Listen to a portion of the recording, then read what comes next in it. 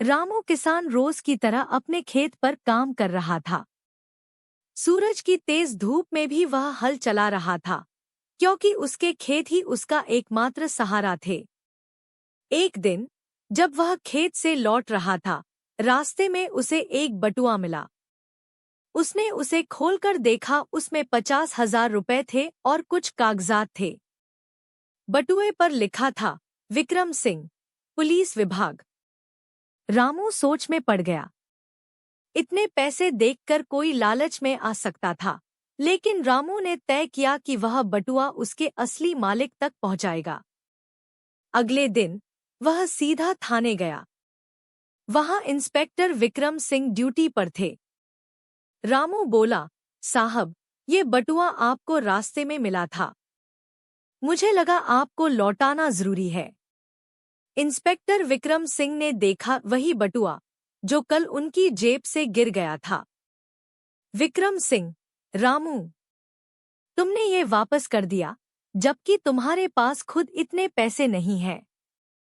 रामू, साहब, जरूरतमंद होना और बेईमान होना दो अलग बातें हैं।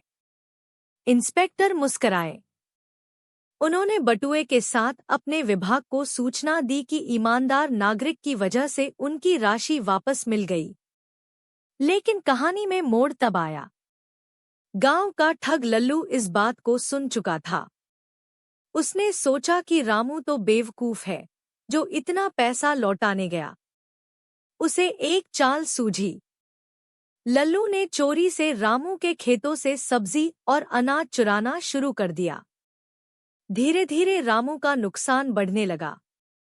रामू परेशान हो गया। थाने जाकर इंस्पेक्टर विक्रम से शिकायत की। रामू, साहब, मेरी मेहनत कोई चुरा रहा है, कुछ कीजिए। विक्रम सिंह ने मामले को गंभीरता से लिया। उन्होंने रात में गांव में पहरा बिठा दिया। तो लल्लू चोरी करते पकड़ा गया। विक्रम सिंह गुस्से में, ईमानदार आदमी का फायदा उठाना सबसे बड़ी चोरी है। लल्लू को गिरफ्तार कर लिया गया। इंस्पेक्टर ने रामू को गांव में ईमानदारी का प्रतीक घोषित किया और राज्य सरकार से उसके लिए सहायता राशि की सिफारिश की। कुछ ही महीनों में रामू को नई सिंचाई मशीन और बीज सहायता मिली।